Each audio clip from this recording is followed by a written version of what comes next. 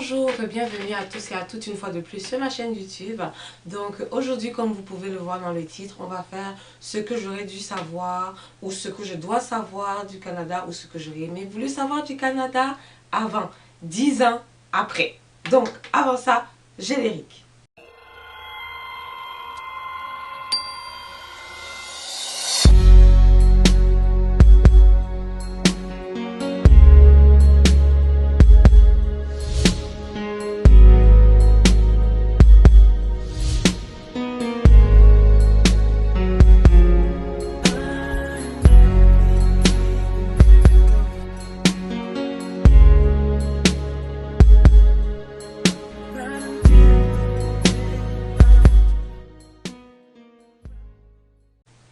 Donc oui, si vous êtes là, c'est parce que aujourd'hui on va faire une rétrospective 10 ans après. Ça fait déjà 10 ans, ouais, ça fait déjà 11 ans que je suis au Canada.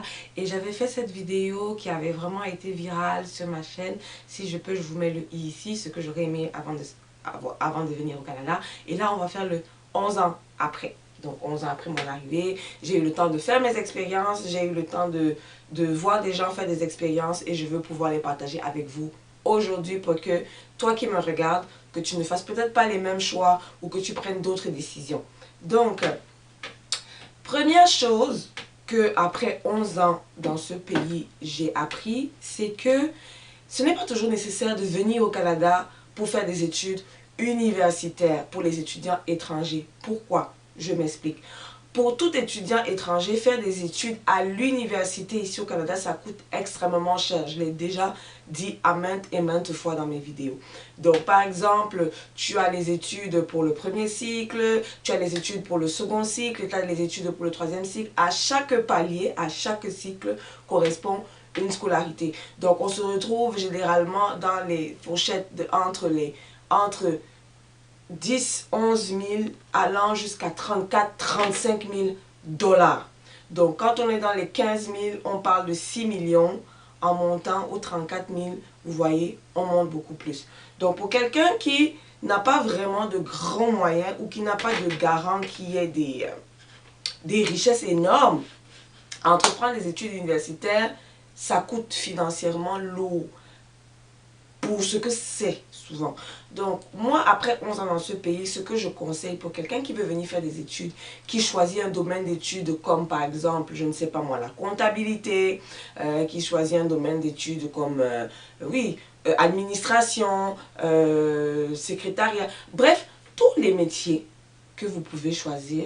Tu n'es pas obligé d'aller à l'université pour le faire. Ce que je conseille 11 ans après ma vie dans ce pays, c'est de faire un diplôme d'études professionnelles, qu'on entend par les DEP, ou de faire un diplôme d'études collégiales DEC, qui sont des études qui te prennent un petit nombre de temps. Donc ça ne te prend pas, par exemple, si tu veux faire une licence en finance, il faut 3 ans. Un DEC ou un DEC ne te prend pas 3 ans. Déjà, ça te prend moins de temps pour le faire et le coût que tu dépenses en argent est moins élevé que d'aller à l'université.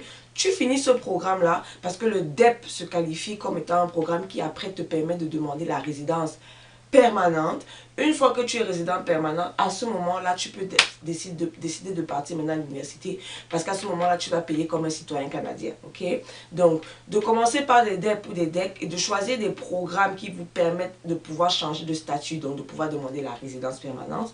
Une fois la résidence permanente acquise, vous pouvez donc maintenant repartir à l'université, faire ce que vous voulez et payer moins cher. Ça, c'est mon conseil après 11 ans dans ce pays.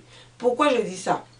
Actuellement, ma petite soeur est au Canada. Vous savez, ma petite soeur est au Canada depuis décembre 2019. Ok? Et là, ma soeur a choisi d'aller à l'université de Laval parce qu'elle veut faire un programme en agronomie. Ce qui va m'amener au deuxième point de la vidéo, les études en agronomie par exemple, parce que j'avais déjà fait une vidéo sur ce sujet, mais je rebondis dans cette vidéo pour dire donc c'est quoi les prérequis pour aller faire agronomie. Déjà, il faut savoir que pour pouvoir intégrer l'université et le programme d'agronomie, il y a des cours préparatoires que quelqu'un doit avoir fait avant. Je m'explique.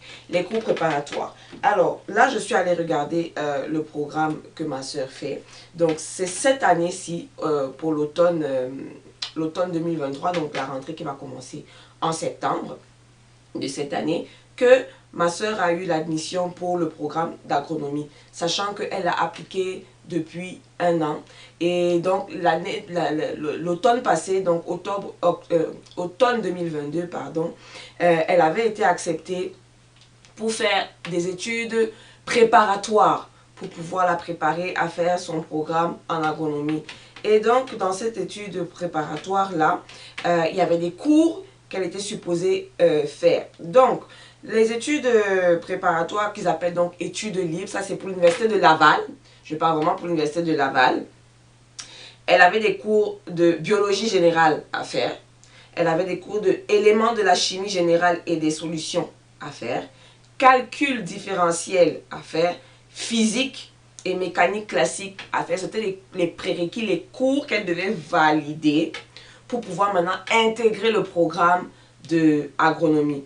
Parce que dans le programme d'agronomie, il y a d'autres cours qu'elle va devoir faire et ces cours-là sont importants. Parmi les cours, j'ai pu recenser les cours que elle avait. Je vais vous dire ça tout de suite. J'ai regardé, je me suis dit, waouh! Pour quelqu'un qui ne sait pas et pense que agronomie, c'est un programme comme ça, c'est pas possible. Hein? Donc, il y a vraiment des cours et des cours et des cours et des cours à avoir. Donc, parmi les cours, je sais que elle avait, excusez-moi, je vais trouver ça, cours typologie du sol, chimie, calcul différentiel. Donc, des cours que il fallait qu'elle valide quand même. Il fallait qu'elle valide quand même et avant de pouvoir être inscrite au cours. Donc, elle a validé certains cours et donc là, maintenant, il va rester les cours comme chimie, je pense que j'ai vu chimie différentielle ou des affaires comme ça. Hein. Vraiment des cours, j'ai regardé, je me suis dit, c'est beaucoup, c'est beaucoup. Donc, ça, c'est important pour les gens qui savent qu'ils veulent faire des études comme ça. C'est sûr qu'en DEP, je ne sais pas s'il y a les programmes d'agronomie, mais pour la plupart des autres choses, soudure, mécanique, comptabilité, toujours passer par des programmes qui vous permettent de changer de statut d'abord et après vous pouvez aller à l'université pour faire ce que vous avez envie de faire. Troisième point de cette vidéo, ce que je voulais savoir avant de venir au Canada 11 ans après, c'est que formez-vous à certains petits métiers que vous estimez comme des sauts métiers en Afrique. Par exemple, placer les ongles, apprendre à faire la pédicure, les soins de visage. Bon, c'est sûr que tout ce qui est soins de visage, pieds et mains ici au Canada, tu ne peux pas te lever juste comme ça et commencer à faire ça aux gens de façon officielle, ok? Parce que si tu veux le faire de façon officielle, il te faut aller faire certains cours, il te faut avoir certains certificats accrochés dans ton magasin ou chez toi pour pouvoir toucher les gens de façon officielle. Ce sont des choses que tu peux faire dans les back-back ou au noir, donc genre chez toi et tu fais du bouche à oreille dans ta communauté, tu vas dire aux gens, ok, je place les ongles, je fais les soins de pied, nanani, nanana, tu vois. Des petits trucs qui peuvent te permettre d'avoir des revenus, apprendre à coiffer. C'est important pour les filles. Apprenez à coiffer, apprenez à faire des rastas aux gens, apprenez à faire des nattes collées, apprenez à placer des perruques, apprenez à placer des greffes. Ça va vous aider ici. Il y a des gens qui ont acheté des maisons parce qu'elles faisaient la coiffure à côté. Les rastas, peu importe, dépendamment de la longueur, dépendamment de la grosseur, tu peux taxer quelqu'un. Tu peux te retrouver en train d'être payé les 100 $, les 200 $. Quelqu'un te paye pour que tu lui fasses des rastas, pour que tu lui fasses des faux locks, pour que tu lui places une perruque, pour que tu lui places une greffe, pour que apprenez à coiffer fille comme garçon. Raser, la tondeuse, c'est important, ça va vous aider. C'est des petits trucs où vous pouvez avoir de l'argent dans les back-back à côté si tu ne trouves pas un vrai travail. Tu fais ta petite carte de service, tu partages de bouche à oreille dans le métro et puis les gens vont commencer comme ça et voilà, c'est vraiment important, c'est important. Le système débrouillardise, le système C, c'est important. Moi, avant de venir au Canada, ma mère m'avait fait faire dans un salon de coiffure. J'étais allée apprendre à placer les ongles et à faire les pieds. Bon, je n'ai jamais finalement utilisé ça ici, mais c'est quelque chose que j'ai appris. Je connaissais déjà coiffer, je sais faire des rastas, je sais faire des nattes, je sais installer des perruques, je sais pas faire des greffes fermées, mais je peux installer des greffes ouvertes. Et donc ça, c'est des choses que ça peut toujours aider, ça peut toujours aider, ça peut toujours aider. Moi, je connais quelqu'un qui est enseignante ici, mais à côté, elle coiffe. Elle a toujours une entrée d'argent avec la coiffure parce qu'il y a toujours quelqu'un qui veut se coiffer le week-end et elle est dans une ville où il n'y a pas vraiment beaucoup de salons de coiffure de noirs, donc c'est un bon bénéfice pour elle. Donc ça, c'est ça. C'était à peu près les petits points que je voulais partager 11 ans après mon expérience dans ce pays. Et donc, n'hésitez donc liker, commenter, partager, activer la cloche de notification, abonnez-vous à ma chaîne pour que quand je publie une nouvelle vidéo, vous soyez tout de suite avisés. Et je vous retrouve très bientôt pour une prochaine vidéo.